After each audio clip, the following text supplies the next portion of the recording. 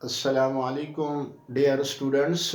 हमारे पास vectors chapter से रिलेटेड क्वेश्चन गिवन है कि if a dot b is equal to 1, a is equal to 2, b is equal to 1, the angle between them is. दो vectors है, एक vector a है, दूसरा वेक्टर b है, और इन दो वेक्टर्स के दरमियान में एंगल कितना बनेगा तो उसको हमने फाइंड आउट करना है।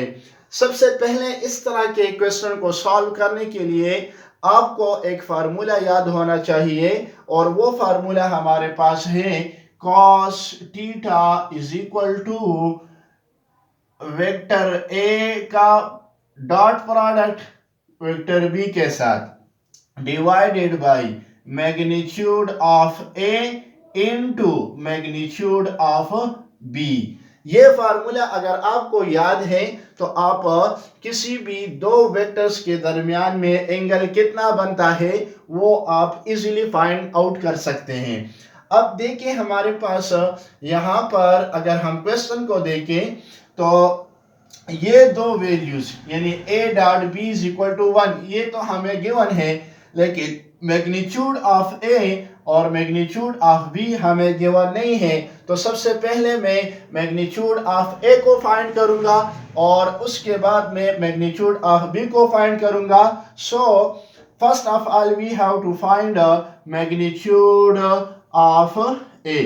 अब मैग्नीट्यूड ऑफ a हमारे पास स्क्वायर रूट ऑफ ए होता है, स्क्वायर रूट ऑफ ए। तो स्क्वायर रूट ऑफ ए की वैल्यू हमारे पास है 2 है, यानी यहां पर मैं 2 पुट करूंगा और उसका स्क्वायर। तो दूसरा वैल्यूज यानी ए तो के साथ दूसरा वैल्यूज है नहीं, तो अब इसको फाइंड करेंगे तो 2 2 4 आता है, तो 4 का स्क्वायर रूट हमारे पास होगा 2। ये 2 वैल्यू आ गई यहां से।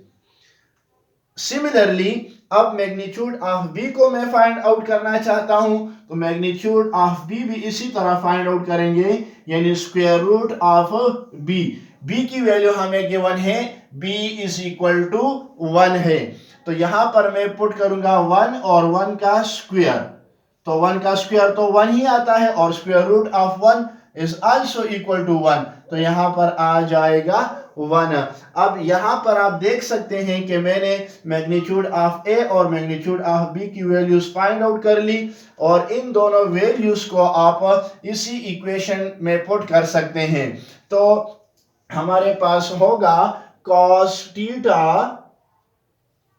Theta is equal to a dot b की वैल्यू भी आप यहां पर पुट करें तो a डॉट बी की वैल्यू हमारे पास है 1 divided by magnitude of a into magnitude of b की वैल्यू भी आप यहां पर पुट करें तो 2 इंटू 1, तो 1 डिवाइडेड बाई 2 1 के साथ मल्टीप्लाई होगा तो 2 आ जाएगा। इसी तरीके से यहां पर आ जाएगा cos थीटा, और चूंकि हमने थीटा फाइंड आउट करना है तो यहाँ पर थीटा आ जाएगा और cos इधर आएगा तो cos इनवर्स हो जाएगा, cos इनवर्स ऑफ 1/2।